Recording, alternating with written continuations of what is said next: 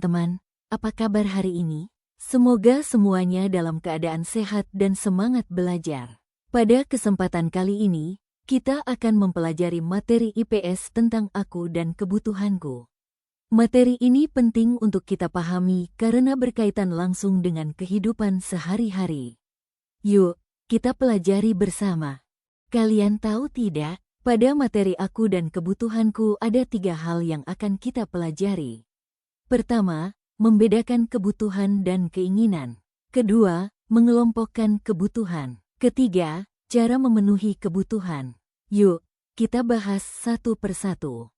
Nah, jadi kebutuhan adalah sesuatu yang harus dipenuhi karena penting bagi kehidupan, seperti makanan, pakaian, dan tempat tinggal.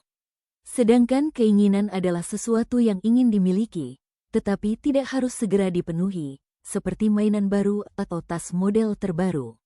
Jadi, kita harus mendahulukan kebutuhan daripada keinginan. Contohnya, ketika kita lapar, kita membutuhkan makanan. Saat pergi ke sekolah, kita membutuhkan seragam, buku, dan alat tulis.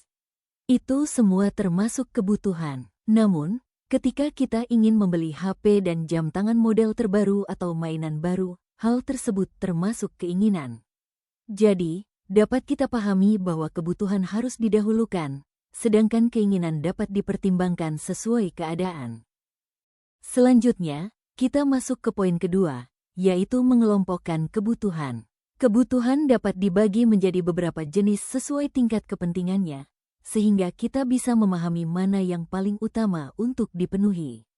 Kebutuhan dibagi menjadi 3. Primer adalah kebutuhan paling penting yang harus dipenuhi agar kita bisa hidup, seperti makan, minum pakaian, dan tempat tinggal obat-obatan. Sekunder adalah kebutuhan tambahan yang membantu kegiatan kita sehari-hari, seperti sepeda, atau kipas angin dan payung, sedangkan tersier adalah kebutuhan yang sifatnya mewah dan biasanya dimiliki setelah kebutuhan utama dan tambahan terpenuhi, seperti mobil mahal atau jam tangan model terbaru serta HP yang jutaan rupiah. Poin ketiga adalah cara memenuhi kebutuhan. Kebutuhan dapat terpenuhi dengan cara bekerja, berusaha, dan menggunakan uang dengan bijak. Kita juga perlu mendahulukan kebutuhan yang penting daripada keinginan. Contohnya, Sinta ingin membeli buku tulis baru, tetapi uangnya belum cukup. Solusi yang dapat dilakukan Sinta adalah menabung sedikit demi sedikit sampai uangnya cukup untuk membeli buku tersebut. Dari contoh ini, kita belajar memenuhi kebutuhan dengan sabar dan bijak. Contoh kedua, ayah ingin memenuhi kebutuhan keluarga setiap bulan. Untuk itu, ayah harus bekerja agar mendapatkan penghasilan yang digunakan untuk membeli makanan, pakaian, dan kebutuhan lainnya. Dari contoh ini, kita belajar bahwa bekerja adalah salah satu cara memenuhi kebutuhan. Contoh ketiga, keluarga ingin makan siang tetapi juga ingin berhemat. Solusinya, ibu dan anak-anak dapat memasak makanan sendiri di rumah. Dengan begitu, kebutuhan tetap terpenuhi dan pengeluaran menjadi lebih hemat. Dari contoh ini, kita belajar memenuhi kebutuhan dengan bijak. Sekarang, coba perhatikan gambar berikut.